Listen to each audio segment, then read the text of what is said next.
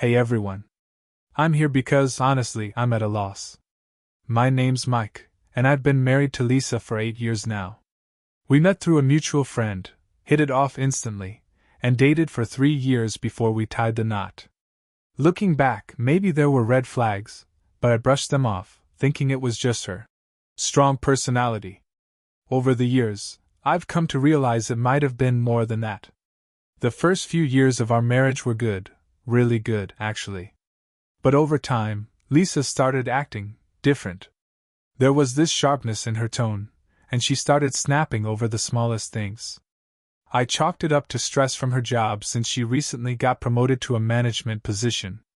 I tried to be supportive, to keep things smooth at home.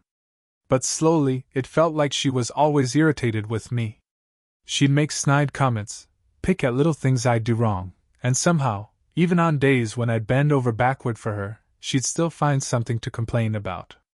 I began to feel like I was walking on eggshells around her, afraid that anything I said or did would set her off. She started going out with her friends a lot more, especially with one of her coworkers, this guy named Josh. When I asked her about it, she'd brush it off, saying, "Oh Mike, don't be insecure. We're just friends."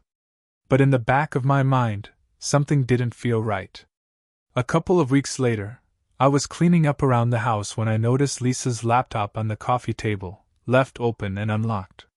She was always pretty private with her stuff, but in that moment, I felt this gut-wrenching curiosity. So, I caved and checked her messages. I thought I'd maybe find a few flirty texts at most. But what I actually found, I don't think I'll ever forget. There were messages between her and Josh, alright, but they were way more than just friendly. I scrolled up to the start of their conversation, and it was like peeling back layers of lies. There were texts about missing each other and sneaking around on their lunch breaks. My stomach sank as I read the details, intimate, explicit messages that left no room for interpretation. They were talking about meeting up at hotels, discussing when I'd be out of town, and how to avoid leaving any evidence behind. I think what hurt the most was realizing just how deep her deception went. She'd planned everything so carefully, making sure I'd never suspect a thing. I read on, feeling a mix of disbelief and rage. There were even photos, one she definitely hadn't sent to me. Just thinking about it now, I can feel the anger rising up again. This wasn't some fleeting mistake. This was an entire secret life she was living.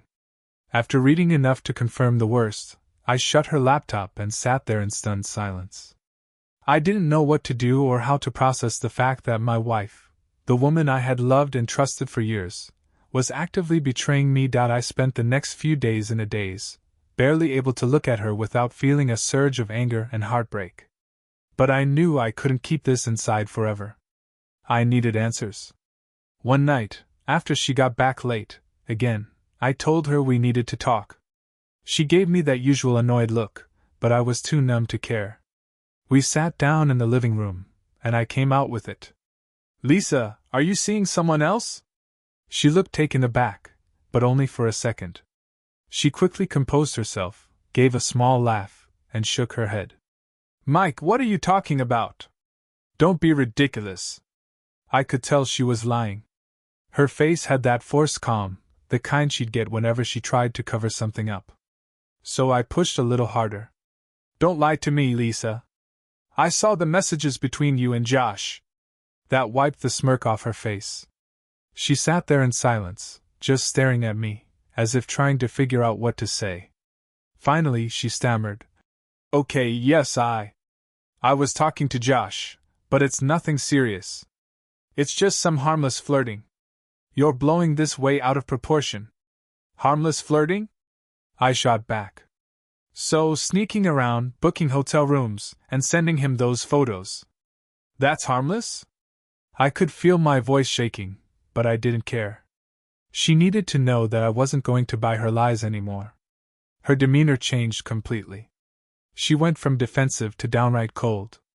"Well, maybe if you'd paid more attention to me, I wouldn't have needed to look elsewhere," she snapped. "You're always working, always too busy with your own things. Josh actually appreciates me. He makes me feel wanted." I just stared at her, stunned. Here she was, trying to put the blame on me as if I'd somehow driven her to cheat. I could feel the hurt mixing with pure fury, but I knew that if I kept arguing, it would only go in circles. She was determined to twist everything, to justify her actions no matter how much it hurt me. After that confrontation, I felt like I'd been punched in the gut.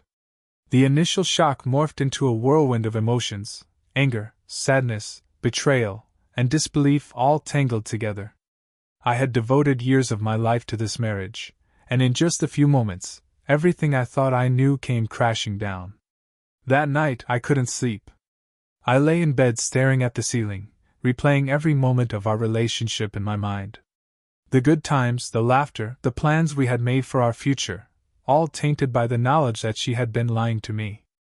I thought about the intimate moments we shared, how genuine I had believed they were. Now, those memories felt like daggers, twisting in my heart with every recollection. The days that followed were a haze of pain. I felt like a ghost in my own home. Lisa acted like nothing had happened. She went about her day as if everything was normal. But every time I looked at her, all I could see was the betrayal.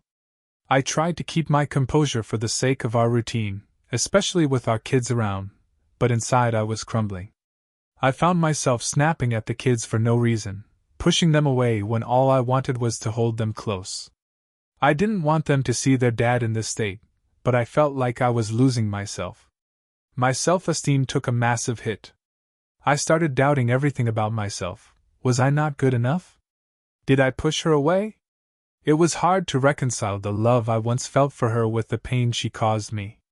Then came the moments of quiet, when I was alone with my thoughts. I'd sit in our living room, surrounded by reminders of a life I thought was happy, and I'd break down. The tears came unexpectedly, and I found myself grappling with a profound sense of loss, not just of my wife, but of the life I thought we had built together. I realized I was grieving not only for the marriage but for the person I had thought she was. I began to wonder how I had missed all the signs. How did I let this happen? I felt foolish for trusting her so completely, for believing that our love was strong enough to withstand anything. But here I was, questioning everything. One evening, as I sat alone at the dining table, I started drafting my thoughts. I needed to make a list, something tangible to guide me. On one side, I wrote down the reasons to stay, the kids, our shared history, the moments of joy that once filled our lives. But on the other side, I wrote down the reasons to leave, the lies, the betrayal, the nagging feeling that I was being disrespected daily. The leave column grew longer, with each item feeling like a weight lifted off my chest as I acknowledged the reality of our situation. I could no longer ignore the fact that I deserved better than being someone's second choice. I didn't want to be the backup plan. I wanted to be loved wholeheartedly. That night, I took a deep breath and confronted Lisa again. "I can't do this anymore," I said, my voice steady but filled with emotion. "I deserve better than what you've given me. You may think this is all a game, but it's my life. I'm done trying to fix something that's broken beyond repair." She looked taken aback, but I could see her scrambling for a response. "You're being dramatic, Mike. We can work through this. Just give it time," she pleaded, her tone shifting from defensive to desperate. "No," I replied firmly. "You've already made your choice. You've shown me who you are, and I can't unsee that. I won't waste more years on a relationship built on lies." It felt surreal, standing there and finally taking a stand. It was terrifying, but liberating at the same time. I had spent so much time feeling powerless, but now I was reclaiming my life. I told her that I was going to move out and stay with my brother for a while. I needed space to think, to breathe, and to figure out the next steps. Her protest faded into the background as I packed a few essentials that night. I felt a strange mix of sadness and relief. I loved the person I thought she was, but the reality of who she had become was too much to bear. It was time to focus on my well-being and, most importantly, the well-being of my kids. I needed to be a role model for them, showing them that they deserve honesty and respect in all their relationships. Moving out was an emotional roller coaster.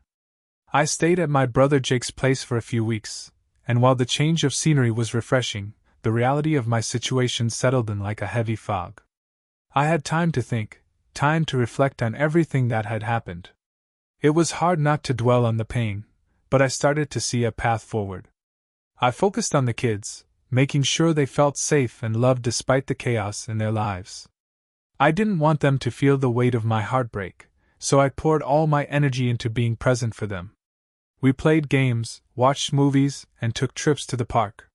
Slowly, I felt a sense of normalcy returning, even amidst the uncertainty of my future. I also began therapy, which helped immensely. Talking through my feelings with someone who understood the complexities of betrayal allowed me to process my emotions without judgment. I learned to rebuild my self-esteem and realized that I wasn't defined by Lisa's actions. I was a good husband and father, and I was worthy of love and respect. Over time, I felt more empowered. I started exploring new hobbies, rekindling friendships that had faded over the years, and even thought about what I wanted in a future relationship. I became more mindful of the things that truly mattered to me: trust, honesty, and genuine connection. As for Lisa, she tried to reach out a few times, sending messages filled with remorse and regret. I read them but didn't respond. I realized that while she was still trying to control the narrative, I had taken back the power in my life. I didn't want to go back to the way things were. I had learned a hard lesson about love and trust, and I knew that I needed to prioritize my happiness. Eventually, I filed for divorce. It was a difficult step, but I felt a sense of relief as I signed the papers. This was my chance to reclaim my life, to build something better for myself and my children. I wasn't doing this just for me. I was doing it for them. In the end, this experience taught me resilience. I learned the importance of self-worth and the value of standing up for myself. So, to anyone reading this who might find themselves in a similar situation, don't ignore the signs. Trust your instincts, and know that you deserve a partner who cherishes and respects you. Life is too short to spend it in a relationship built on lies. As I sit here reflecting on everything that has happened, I realize how much I've grown in such a short time. It's incredible how adversity can shake you to your core, but it can also be a catalyst for change. I've come to appreciate the strength I didn't know I had and the clarity that comes from confronting the truth, no matter how painful it might be. At first, I felt lost without Lisa. I had spent years identifying myself as her husband, the father of our children. I thought I needed her to complete me, to validate my existence. But as the weeks turned into months, I discovered that my identity was not tied to her. I am Mike, a caring father, a loyal friend, and a man who has faced challenges head-on. I learned to embrace solitude and found comfort in my own company. I also learned that healing isn't linear. Some days I felt empowered and ready to take on the world, while other days, I found myself spiraling back into doubt and sadness. The grief didn't just disappear because I had made the right decision, it lingered, and I learned to sit with it. I understood that it was okay to feel hurt and betrayed. It was part of the process. Therapy taught me that these emotions were valid and necessary for my healing journey. My relationships with my kids deepened in ways I hadn't anticipated. They became my priority, and I made a conscious effort to communicate openly with them about our situation, age-appropriately, of course. I wanted them to know that it was okay to express their feelings, to ask questions, and to talk about their emotions. We created a safe space where they felt comfortable sharing their fears about the divorce, and I reassured them that they would always be loved, no matter what. I started to think about the future, what I wanted my life to look like. I began taking steps toward rebuilding, not just my life but also my dreams. I enrolled in a few classes that piqued my interest, started a small side business that I had always talked about but never pursued, and even started dating again. Tentatively at first, but it felt exhilarating to connect with new people and rediscover my own interests. Ultimately, this experience reinforced my belief in the importance of self-love and respect. I learned to set boundaries and understand what I want in a partner. I don't just want someone who will share my life.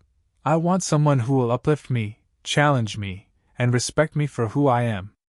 I've realized that I can't settle for less than I deserve. So here I am, standing on the other side of betrayal. Yes, it hurt like hell, and yes, it took time to heal. But I can say with confidence that I'm emerging stronger, wiser, and more equipped to handle whatever life throws my way. To anyone who finds themselves in the midst of betrayal, remember that your worth is not defined by someone else's actions. You are deserving of love, respect, and happiness. Don't be afraid to reclaim your life and seek the happiness you deserve. As I close this chapter of my life, I can't help but feel a sense of hope for what's to come. The darkness that once engulfed me is fading, replaced by a renewed sense of purpose. While the scars of betrayal may always linger, I've learned to wear them as badges of honor, reminders of the strength I've found within myself. The divorce is finalized, and while it was a hard process, it felt liberating to finally let go of a relationship that had become toxic. I navigated the legalities as best as I could, and though it wasn't easy, I kept my focus on the kids and our well-being. We established a new routine, one filled with laughter, adventure, and plenty of love. I wanted to ensure that they understood that family can take many forms, and that love doesn't diminish even in the face of change. With every passing day, I find joy in the little things. I've made it a point to create new traditions with my children, whether it's movie nights, hiking trips, or simply cooking together. I want them to have positive memories that replace the shadow of our previous life. Seeing them smile again has been my greatest reward. In my personal life, I've started to date again, but I approach it with a different mindset. I'm no longer looking for someone to fill a void. Instead, I seek companionship with mutual respect and understanding. I've learned to communicate my needs clearly and to be open about my past while remaining hopeful about the future. Each date has been a step toward rediscovering who I am outside of my marriage, and it feels exciting to meet new people who resonate with my values. Professionally, I've embraced the opportunity to explore my passions. My side business is gaining traction, and I've found a sense of fulfillment in pursuing what I love. I'm learning that it's never too late to chase your dreams, and the freedom to create my own path has brought me a renewed sense of purpose. Looking back, I realize that I've come a long way from the heartbroken husband who felt trapped in a web of lies. I've faced the truth and made choices that prioritize my well-being and that of my children. I'm grateful for the lessons learned, even if they came from a painful place. As I wrap up this journey, I want to offer some final thoughts to anyone reading this. Remember that healing takes time and patience. Don't rush the process or shy away from feeling your emotions. Surround yourself with supportive friends and family, and don't be afraid to seek help when needed. Life will throw curveballs, but you have the strength to navigate through them. In the end, love yourself fiercely, and never settle for less than what you deserve. Your story isn't defined by someone else's actions, it's written by you, and you have the power to shape it into something beautiful. Here's to new beginnings and a future filled with hope, love, and endless possibilities.